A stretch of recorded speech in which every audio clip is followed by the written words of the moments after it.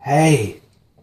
This video is probably one I'm looking forward to because hey as a letter, or ha as some people pronounce it, is one of my favourite letters out of all of them.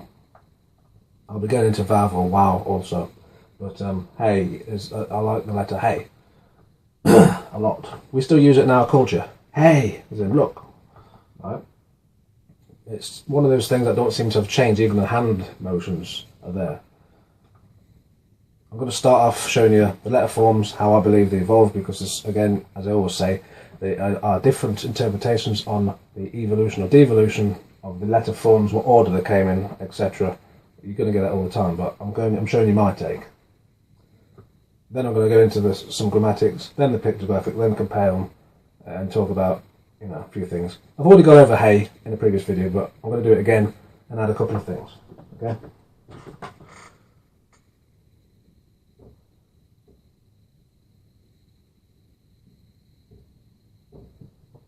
Excuse me.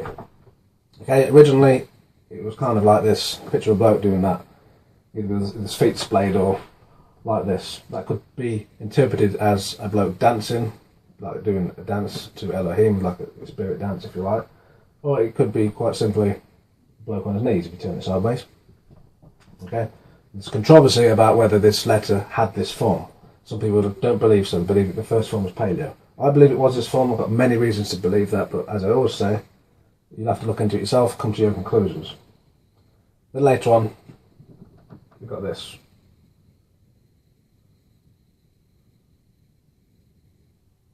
Yeah. In paleo, one of these two forms, not much difference. Then later on,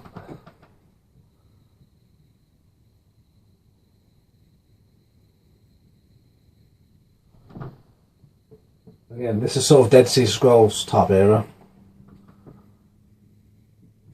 And then your modern. Now, how I believe it personally evolved is this. You start off with a bloke, okay? And I also believe as the letters evolved and devolved, it wasn't purely Scrabble. I think there's some kind of spiritual thing going on as well. Just my opinion. But basically this bloke, as he gets older, he's kind of bound down in humility, right? Because you can see, if you compare this to this, it's kind of the same thing on its side almost. So you've got this bloke here. Okay? He's standing up, let's say, or dancing, he's praising Elohim. And then he starts to get older. Starts to bow down a bit. Right? Until you get this sort of effect. Now, okay, fair enough. The legs should be there. Right? But if you take the legs off, and just put them there instead, you can save space. So when you're writing, chiseling, depending on how they do it, you can get more letters in. You notice that a lot of these pictographic ones, some of these are the same as paleo, but paleo have just been turned on the side or something. Okay. Now I think after a while, when they neatened that to this version, they got a bit bored, and instead of going and falling asleep, I think they just thought, ah, sod it. Yeah, I do. Yeah, I do. And they kind of got this form. And that looks a bit like a crow's foot. If you snap this piece off, okay, then look what you got. You got the modern hey. Kind of. Okay. That's how I believe the letter evolved. Right.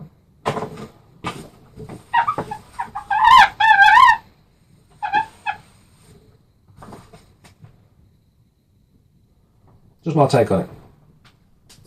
Okay. Now I've got some notes because I don't want to miss anything out on this video.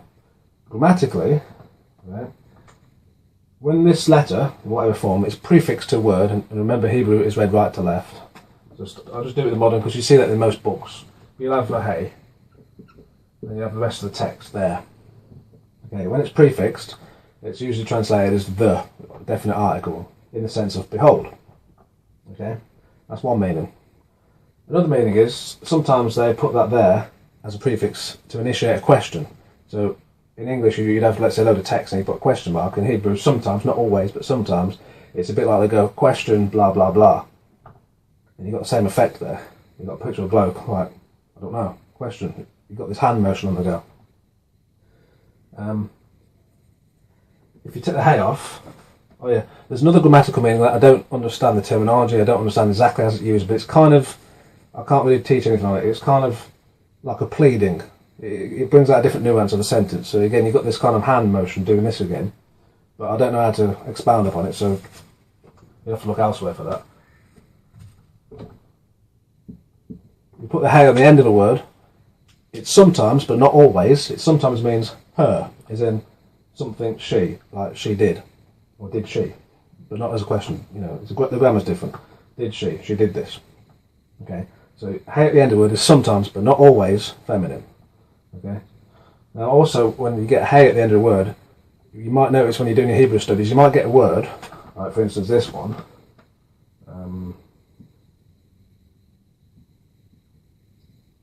right, ahab, or I have, right, it means love. Right, that's what all the lexicons kind of say, it means love. But sometimes you see it with a hey on the end. Right, so ahava or ahava. Right, and lots of words like this. And the same as the word for wisdom, like chacham or chachama. Chachma. Sometimes it'll have a hey on and sometimes it doesn't. And I didn't really get it why, but now I've kind of understood it. When you put hey in the word, it kind of expresses or brings out the other word. It kind of makes it a doing. I don't know how to explain it, but what I'm trying to get at is, if you let's say you take the word righteous, and in English you put a suffix ness at the end of it, so you get righteous, righteousness. Righteousness is like the doing of righteous, and it's like you could say walk or walk-ing, and walking is the doing of walk, and hey functions very much the same way sometimes. So you get the word kodesh or kadosh. Not sure what the difference is between the two, but the word that's like set apart, or some think it's a bad word to say, but holy. Say it just for the sake of understanding. You get the word kodesh, but sometimes you get kodisha or kodisha, same word with a hey on the end. And that's a bit like, instead of walking, you know, doing something that is, you know, set apart for special purposes, with kodisha, it's like the doing of that. It's the same sort of idea.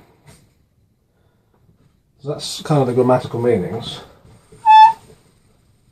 Excuse me. I just want to write them down. Number 5. What we got? Yeah.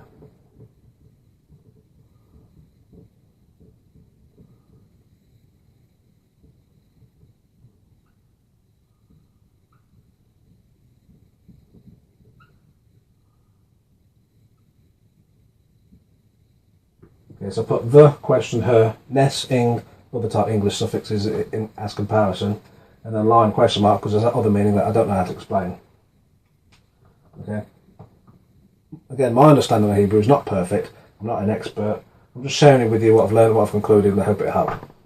Right? It's a subject I find very absorbing, and it's helped me a lot. Okay. Now, when you do research, most of the time the meanings that are attributed to this letter, you get the common ones, which are the. Again, it's also grammatical, but you get the. I'm going to put a forward slash because there's some meanings that are kind of the same, but only a little bit different. Behold.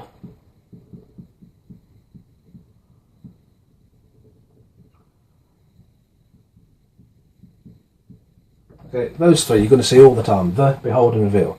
So I could say the board rubber. Okay, definite article, board rubber. Behold, board rubber. You know, revealing the particular board rubber. Same kind of dynamic. Okay. There's another meaning that I accept, which is,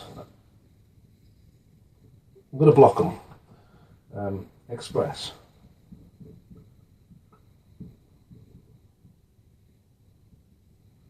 Okay. Another meaning you'll see quite often is ruach, or spirit, or breath. Now, the word ruach in Hebrew, it's, again, the dictionaries and lexicons all pretty much agree.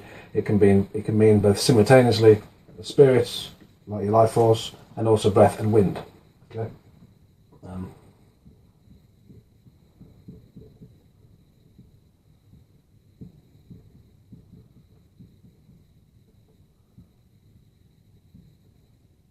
Okay. Ruach, breath, wind.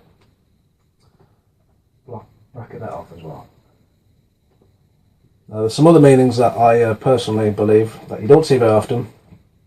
Again, it's something I've concluded based on my studies, based on the word studies. I'm comfortable with them. I'm confident explaining about it, and that's these ones.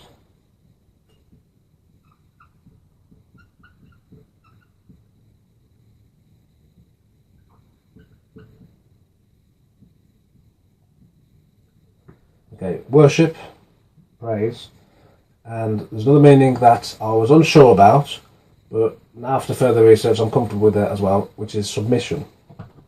Okay. Submit. You can put IUN if you want, submit, submission, same thing. Okay. I wasn't sure about that, now I am. Yeah, back it off.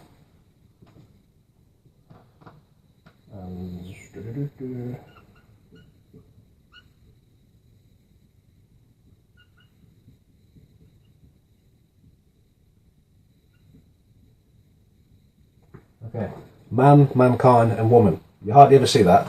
I started interpreting that way because I don't care what anybody says.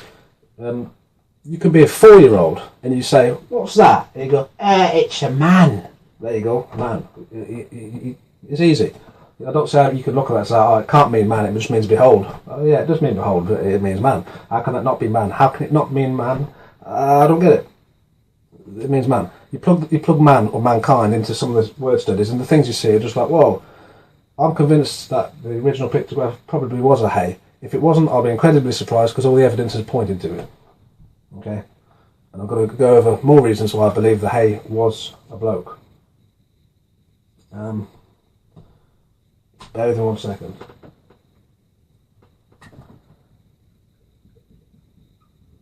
Okay, so we've got man, mankind, woman, and her. Already established grammatically, it can mean her. Okay, if it's a picture of a bloke, it's a picture of a woman, right? I'm not going to start drawing a pair of breasts to differentiate or anything stupid. It just represents humans. Okay. Now the reasons I believe this was a bloke, as I've already stated, combine all these meanings and you get a picture of a bloke with his hands doing this, and every single meaning. There's some more meanings I'll go over in a second. Okay, the, behold, reveal, okay? You know, bloke, I'm doing that. Look at this, behold, I'm revealing something to you. It's all the hand motion, it's very natural to us. I'm revealing this to you, look, this behold, okay? Express, again what you're doing in your hand, you're expressing, you're trying to shine something out, express something to you, okay? Ruach, breath, wind. You've got the idea of sort of being amazed, like gasping. Praise and worship, it's all linked together with the ruach and the wind and breath, and you know it's all linked together, same motion. And submit, whether you're standing up, whether you're dancing, whether you're actually bowing down. This is a submission thing. You open your palm, you're saying I'm not dangerous. You're submitting. Okay, you're bowing down, you're laying down your will. You're trying to, you're asking for Elohim's will to override your own will, etc. Okay. Not only do I think this is a picture of submission, but also if we're having a conversation and we're having a debate, and I'll get to the point where I'm like, okay, you're right, or I give up. What do you do? What do naturally one thing people do is this. Fine, get it. All right, fine, I ain't bothered. Your hands go up again. You got the same picture. It's give in. Right, submit. So that's there. Okay. Some more meanings. All these meanings I hope I've expressed, that they do all line up with the picture of bloke. With the what is it? What's it? Yeah, with behold, sometimes it'll be translated look. Okay, so you also got look. I mean, it's all the same, is it? Behold, reveal, look, eyeballs, have a look. Okay. Another one is light. I'm not so sure if hay means light, but again, I'll write it down. Because one thing Elohim has definitely expressed to us is his Torah, his instructions, his own Ruach, his Son. He's expressed that, he's revealed it, it's light, it's instruction. I see the light, I get it now, All this is combined. Some sources will suggest that this represents a window. I've always been a bit unsure if it really means window. I don't know, but you can try this one. You take the Paleo Hebrew, they say that's like a slatted window, like shutters. Could be. And also say it's like light. streaming through a window. Okay. They also say this is a window, which box shape. You kind of get the idea. If you're looking out of a window, okay, one, there's light there, you can see the light. Okay, but also as you're looking out a window, you're actually beholding and looking, and you're revealing, you know. So that the concept's still there. So I can still accept it, but I'm not sure if it really concretely is a window. But the concept's kind of there.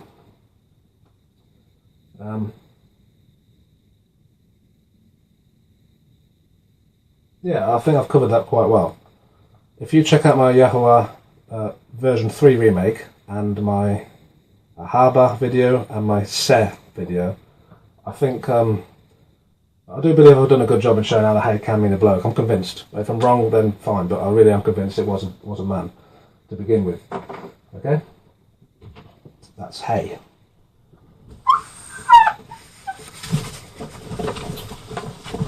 Got to buff a bit quicker, haven't I? Bit messy. And another thing, again, like I was saying, you do tend to go, hey, I've had no idea. Behold, I'm going to reveal something. I've had no idea. That you have the same expression. You know, go, oi, hey, oi, oi, hey, hey, ah. All this stuff. Sound like a monkey now. But it naturally seems to come to us. It actually sound, hey, as in reveal, or behold, or listen, or look here, I'm telling you something. Oi, get frustrated. Oi, hey, listen. Right, okay, next letter. Wa, ue, vav, whatever you want to call it. Again, I'm big on meaning, not pronunciation. I do think pronunciation is important, but not as much as meaning. Okay. Also, I'll show you the forms first. Yeah.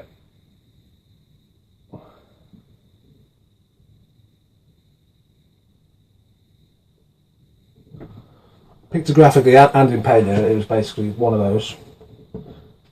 Sometimes in Paleo, in fact, check that out. Sometimes in Paleo it was like this, a bit like an F. Okay? And then by the time it got to sort of Dead Sea Scrolls and modern, it was basically that. Which is basically a nail. Okay? So all the sources pretty much unanimously agree. In modern times, it's a picture of a nail. The ancient one, you know, you've got a tent peg, so you'd have your, it's a tent peg. You'd have your cord there, the little wire shape would stop the string coming off, and you get the idea. That, not so sure, maybe it's the same thing, a bendy stick, yeah. Not too sure. But you can see it's the same.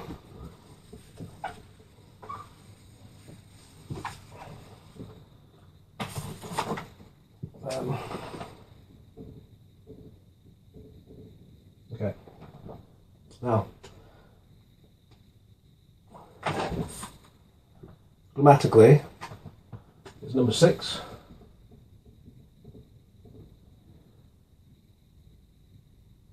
Means and.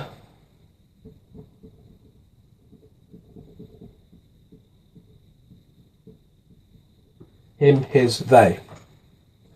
If it's prefixed to a word, so you got vav, and then your text there. If it's prefixed, it's near enough, not always, but near enough always translated as and. Sometimes it would be so, or but, or yet, but it's near enough always and. And the idea is you're joining two ideas together. Okay, you're hooking two ideas together. So it's this word plus this word, and. Okay. Yeah. Grammatically, that's about it. If it's at the end of a word, so the vav's now here, it's usually translated as him or his, or of him, sometimes they. Okay, so either way you look at it, it's a male letter. Right? And they say this is also a man, this represents the Messiah, they say, because he's the one who joins us to Elohim. Okay, he's the bridge. Okay, and a bridge is, again, if you think about it, a bridge is actually like a nail, or a hook, or a peg, because it's connecting two things together. Okay. Again, in the videos I mentioned, you see this as well. So that's grammatically meanings. Tent peg.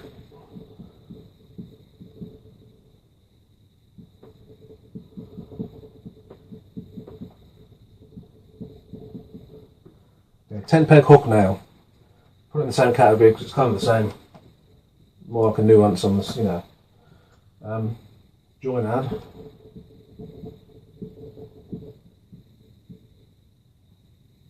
Yeah. Okay. So it means join and also add. Pardon me. I personally believe it also means restrain. Because it's the same thing if you've got a tent peg or you're securing something. It means security too.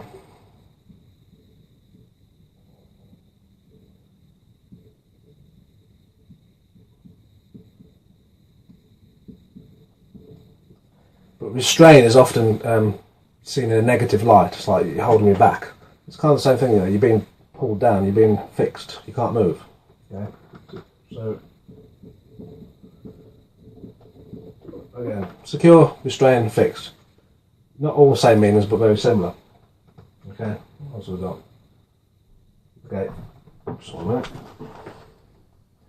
Another meaning that I interpret it sometimes that I don't see often, so people might argue with me, and that's okay, is to be driven through and pierced, or downward motion.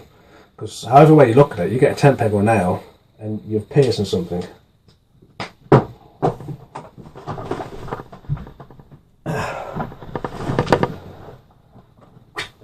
Right, so.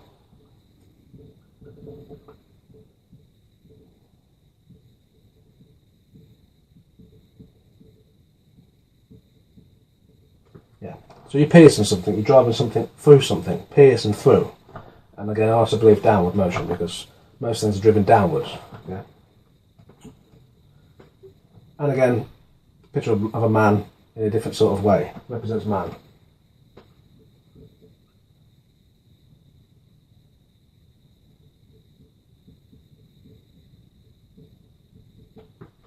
And Mashiach.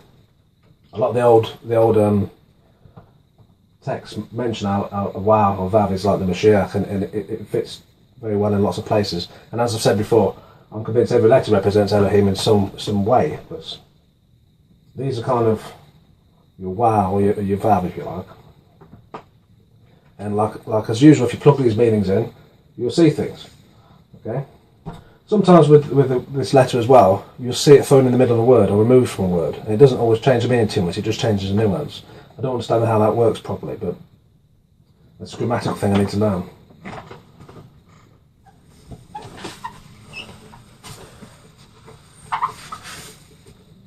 Okay, can I think of any examples?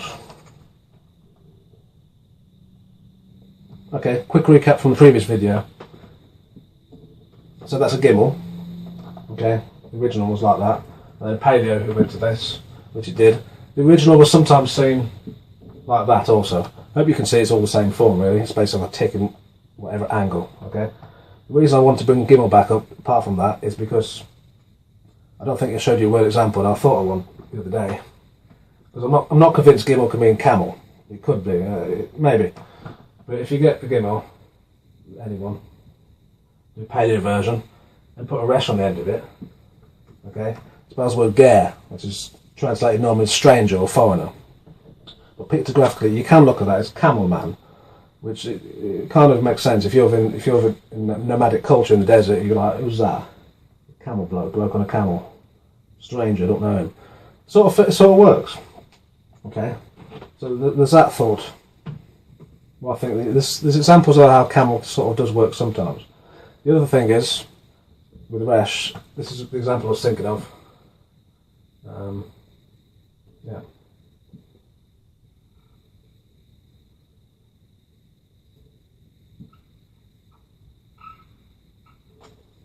Again, I've not gone to resh yet, but it's a picture of a man's head. Ha, okay, H and an R basically. It's a word for mountain or sometimes pregnancy, because the idea of bulging. You can look at that and say, behold the head, or behold the top, which is like a mountain, look at the top. So that kind of hopefully gives you an example of how the hay can be used in a word, where the meaning sort of spells out, explains the actual meaning of the word. Behold the top, look at the top. Okay. A bloke like, ooh, look, look at that big mountain, lifting his head up to look at it. And a vav, wow, how can I explain that one in an example?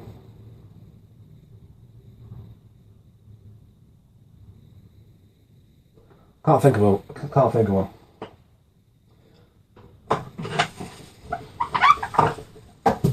Keep dropping a pen. Just before I close then, I've been asked a while about what can I see in the word Ba'al. Now I know a lot of you don't like people pronouncing it. The scriptures pronounce it, so I don't have a problem with it. I don't always believe it's a bad word either, but point being, I don't think that word I can bring out in a full video. I don't think I can expound it fully, so I'll just touch upon it quickly, okay?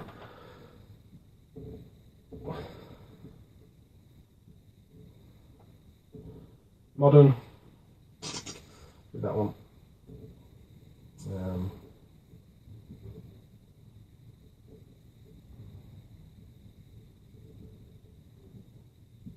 Kind of the same. Modern, paleo, pictographic, right? Baal or Baal. You should translate it as master or lord or husband. I was asked what I can see in it. I can't see enough to make a full-blown video, but I can see some things that are quite interesting. You could say, based on these meanings, that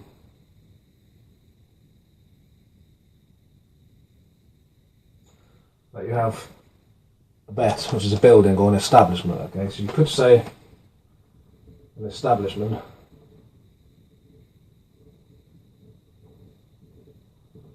right, knows and perceives, right, or understands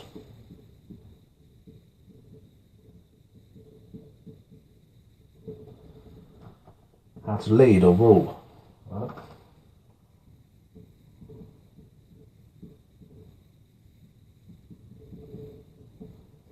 So if you've got someone who's a master at something, someone who's really good at something, he understands and knows and perceives how to send something forth, to get something done, to rule. Looking at it in a more negative way, you could say it's the establishment that watches, bops you with a stick. You've got an authority on you. You're always watching. How can they lay the law down, right? Like our governments, a lot of the time. And if you look at it this way,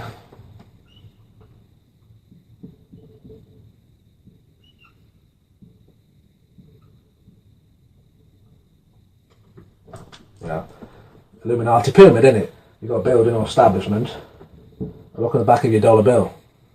That watches you, knows things. Always wants to get some authority on you. Always wants to lay down the law. Always wants to hook you, because it can mean pull. Always wants to prod you. It's not always a good thing. I don't always think it's a bad word, but I see this in it. You look at the old Egyptian things, we've always got eyeballs. Well, modern day, you've got eyeballs everywhere. Okay? So, it kind of gives you, in the negative connotation at least, who's behind everything. Mr. Eyeball.